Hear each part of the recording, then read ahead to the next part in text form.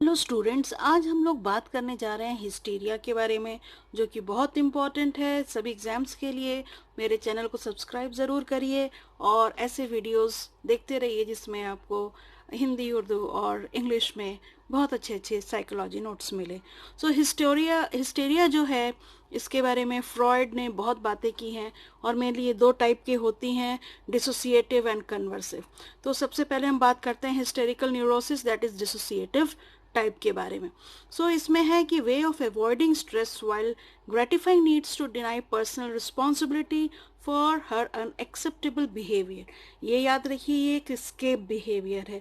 जब बहुत ज़्यादा स्ट्रेस हो जाता है, सोसाइटी में पर्सनल रिस्पॉन्सिबिलिटी आती है और अनएक्सेप्टेबल बिहेवियर होता है, उसको अवॉइड करने के लिए डिसोसिएटिव टाइप ऑफ हिस्टीरिया होता है। It includes amnesia, multiple personality, sleep walking etcetera. जो मूवीज़ में हम लोग देखते हैं, स्लीप वॉकिंग होती है या भूल जाना हो जाता है स्ट्रेस की वजह से, that is a kind of hysteria only. So the patient does not recognise her name, family and relatives, but can read, talk etcetera and seems to quite normal. तो इसमें जो है पेशेंट जो है नाम भूल जाता है, अपना फैमिली नेम्स भूल जाते हैं, रिलेटिव्स के नाम भूल जाते हैं, लेकिन वो बहुत अच्छे से पढ़ सकता है, बातें कर सकता है और देखने में बिल्कुल ही नॉर्मल लगता है। तो एक फेक रिएक्शन हो जाता है, फेक रिएक्शन हो जाता है कि defence by actual flight wandering away to other place and find herself suddenly at a stranger place and with complete amnesia for the period of this state. इसमें जो है बंदा जो है वो एक दूसरी जगह पे चला जाता है और अपने आप को एक बिल्कुल स्ट्रेंजर प्लेस और सिचुएशन में पाता है और उसको एमनेजिया हो जाता है। जब वो वापस आता है ओरिजिनल सिचुएशन में, तो वो उस सिचुएशन के बारे में जिसमें वो गया था वो उसको बिल्कुल भूल जाता है।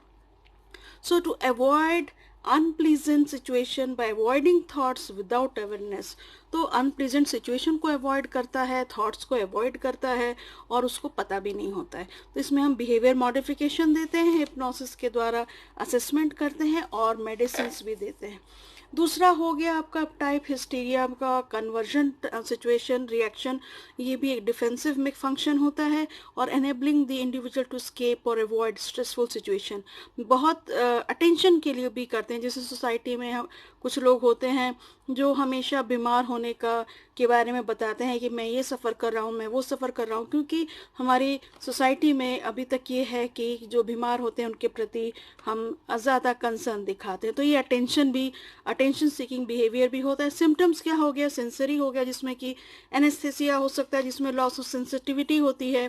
ये पार्शियल और कंप्लीट दोनों हो सकता है। फिर एनाल्जेसिया होती है, लॉस ऑफ पेन होता है, इनको पार्शियल या कंप्लीट हो सकता है। पैरास्थेसिया होता है, इसमें टिंगलिंग मतलब एक्सेजरेट टाइप ऑफ सेंसिटिविटी होती है।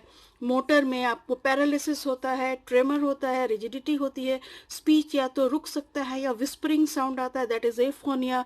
विसरल इसमें आप देख लीजिए सिम्टम्स में, जिसमें चोकिंग हो सकता है, सेंसेशंस हो सकता है, कफिंग हो सकता है। कई लोगों को हल्का सा खांसने आदत होती है, that is without any cause. So ये एक विसरल सिम्टम्स हो सकता है। नोजिया हो सकता है, सीरो अटैक ऑफ एक्यूट एपेंडिसाइटिस भी हो सकता है और टीबी हो सकता है, ट्यूबरक्लोसिस, रिकरेंट फीवर हो सकता है, सीडो प्रेगनेंसी हो सकती है। तो याद रखिए, हम कैसे पहचानें कि सही में बीमार है या हिस्टीरिया है। That is hysterical contractures usually disappear during sleep, this is the basic thing. तो जब वो बंदा सोता है तो उसकी सारी बीमारियां ये दूर हो जाती। तो ये बहुत बड़ा डॉक्टर जो है सिम्टम्स को आइडेंटिफाई करते हैं और इसमें भी हम हिप्नोसिस ज़्यादा यूज़ करते हैं ताकि हम उसके एक्सपीरियंसेस से उसके अंदर सोच के अंदर घुस के और उसको हम अच्छे से आइडेंटिफाई करें प्रॉब्लम को। फिर प्योर सजेशन और बिहेवियर मॉडिफिकेशन थेरेपिस्ट देते हैं, समटाइम्स हम ड्रग्स भी यूज़ करते हैं। So thank you.